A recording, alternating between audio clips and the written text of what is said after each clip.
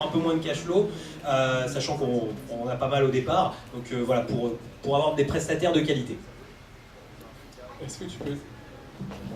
Est-ce que tu peux citer un outil que tu utilises, que tu recommandes à tes clients qui puisse s'utiliser aussi pour de la location longue durée meublée, type colocation par exemple?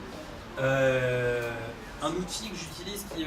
Un outil d'automatisation qui puisse aussi s'utiliser pour des contextes de colocation longue durée.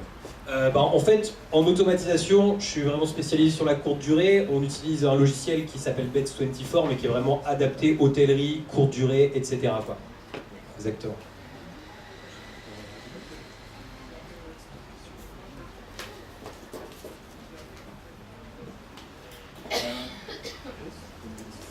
En termes d'assurance, tu prends quelle assurance pour la location courte durée? Alors, effectivement, c'est une très bonne question. L'assurance, c'est... en fait, il faut savoir que quand on prend les assurances P&O classiques, on va prendre... en fait, on va assurer les murs du logement, mais logiquement, la personne qui est à l'intérieur est censée s'assurer.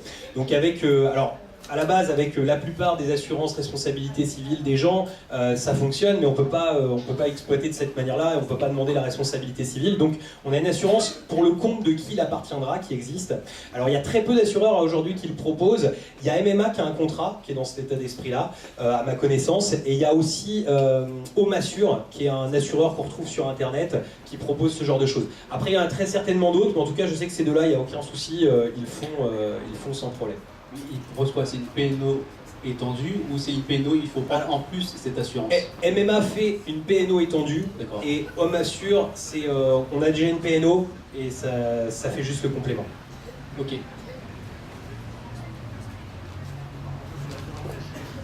Non. J'entends pas. GLI. Non, c'est pas une assurance GLI, c'est une assurance pour assurer le bien en fait. Alors, sur du Airbnb, à ma connaissance, il n'y a pas de garantie de loyer impayé, c'est compliqué. Mais en fait, quelque part, on a une espèce de garantie de loyer impayé parce qu'on est payé avant que les gens rentrent dans le bien. Voilà. Après, ce serait une assurance vacances locatives, mais je pense qu'il n'y a pas un assureur qui va vouloir nous le signer. Ça va être compliqué. J'ai une petite question. Vous avez passé rapidement tout à l'heure sur la question de la notation. Oui. Vous avez parlé d'un questionnaire pendant le séjour. Ouais, en fait, en gros, l'idée, c'est psychologiquement d'amener les gens à mettre une bonne note. En fait, on part du principe, en général, que quand vous croisez quelqu'un, vous allez plutôt avoir une certaine sympathie avec la personne qui est censée passer.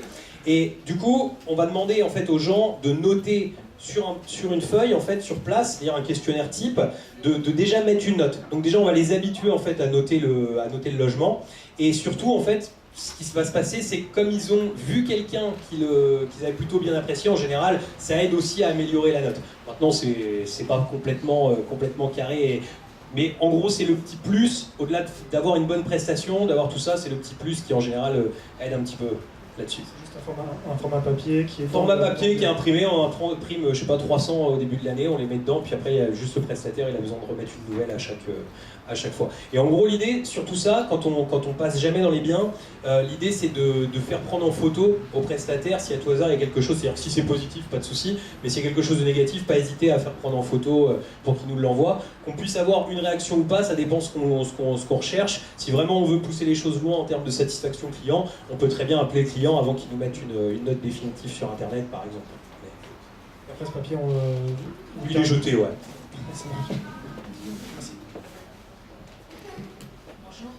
J'avais une question plus sur la partie réglementation, Oui. avec tout ce qui se passe notamment sur Paris et dans un certain nombre de villes type Lyon et autres.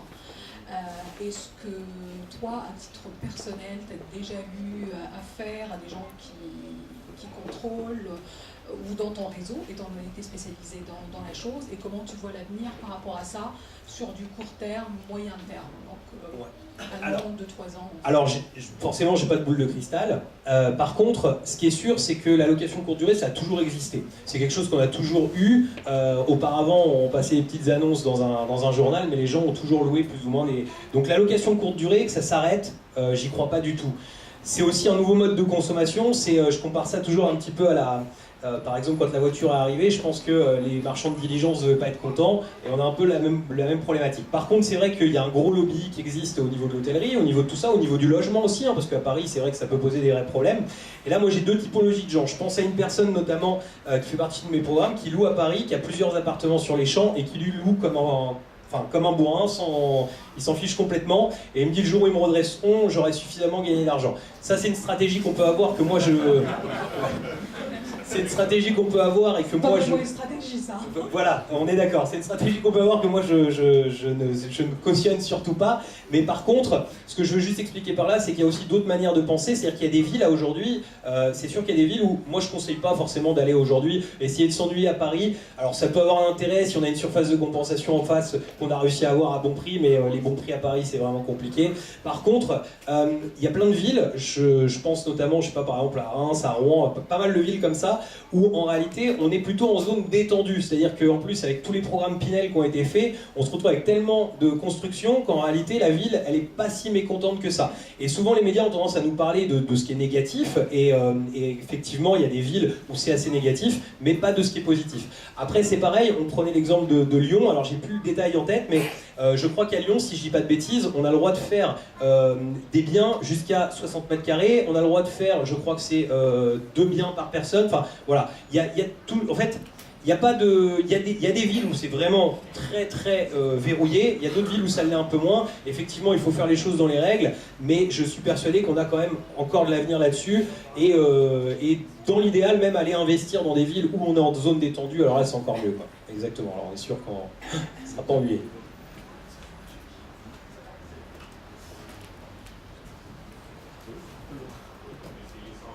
Ouais, on va essayer de t'entendre.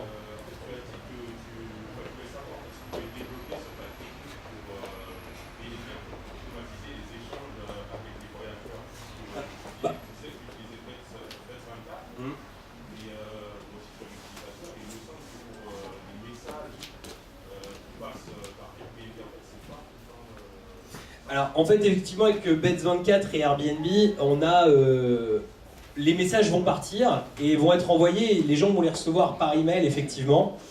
Donc cette partie-là, il y a un logiciel dont je suis en train d'avoir un trou de mémoire, qu'on est en train d'essayer. Là tout de suite, j'ai une personne dans mon équipe qui se charge de ça, où justement on peut automatiser.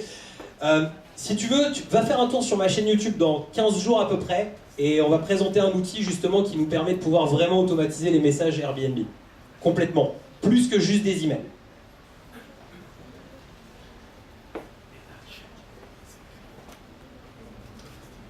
Donc, bon, on va faire une pause actuellement pour aider. Hein. Alors, merci beaucoup. Merci à tous. Merci. Donc, je propose de faire une demi-heure de pause en attendant que Emilia Jean arrive et on commencera.